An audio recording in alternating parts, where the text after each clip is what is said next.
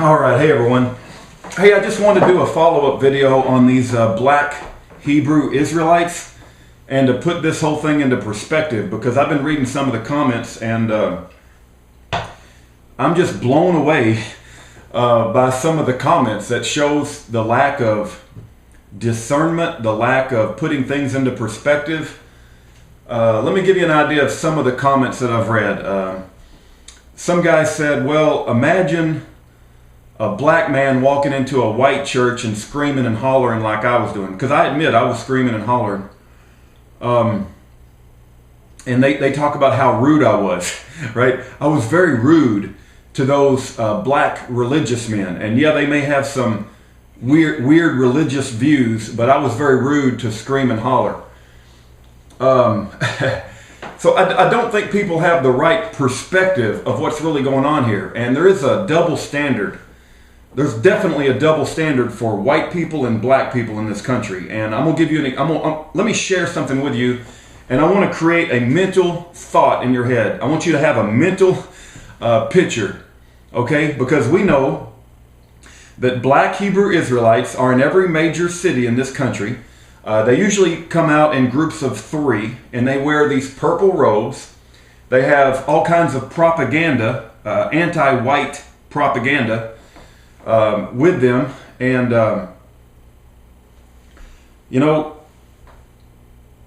they preach that white people are the devil, that white people are from Esau. They call Caucasians Edomites, and they say that we will not make it into heaven. They pray for the time of the destruction of America so that black people and Latino people can take over the nation and put white people in slavery, right?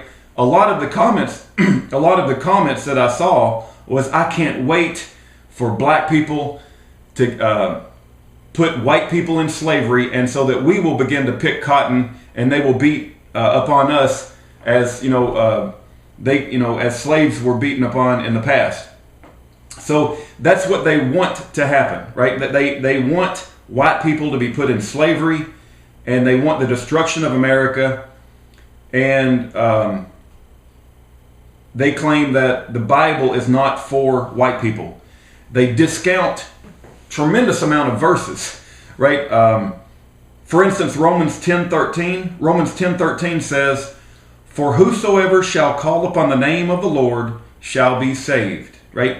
And because I don't try to use the Bible, there's a big difference in trying to use the Bible to promote your preconceived wicked hatred, as opposed to just submitting to the Bible as God's perfect word and just believing what it says.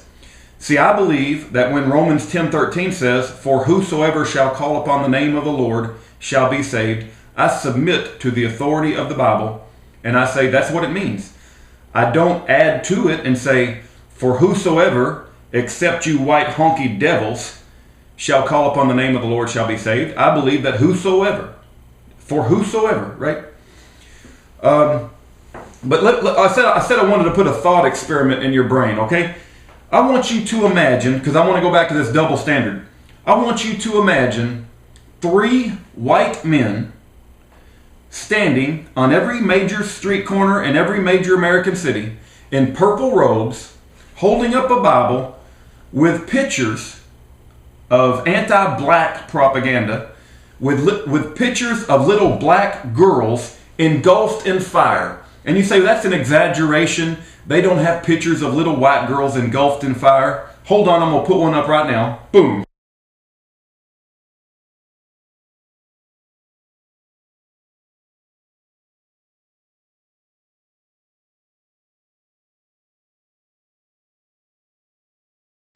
Okay. See, you guys, do you see that? I wasn't exaggerating. Now, I want you to turn the tables 180 degrees. I want you to imagine 3 white men in purple robes with a King James Bible preaching hatred for black people, and have pictures of little black girls engulfed in flames and saying that black people, get ready for your future, right? And that you guys will return to slavery. Okay? In every major American city. And you guys think that when I come across people like that, you think, well, you should be polite to them. Don't be rude. Don't scream and holler. Do you not understand how wicked those folks are? That they are preaching the death of America and the destruction of the white race and the destruction of just anything that we hold sacred as a society. And you're concerned about me being rude, right? You're concerned about my rudeness, and yet you don't say anything about these gentlemen who preach the death and destruction of the white race and America as we know it. Are you kidding me? Really? You have no discernment whatsoever. You have no discernment whatsoever. And it's because of people like you that won't stand up to evil, right? You people who are so concerned about me being rude. It's because of people like you that we're going to be overrun with tyranny. Because your inability to stand up to evil will cost everyone. I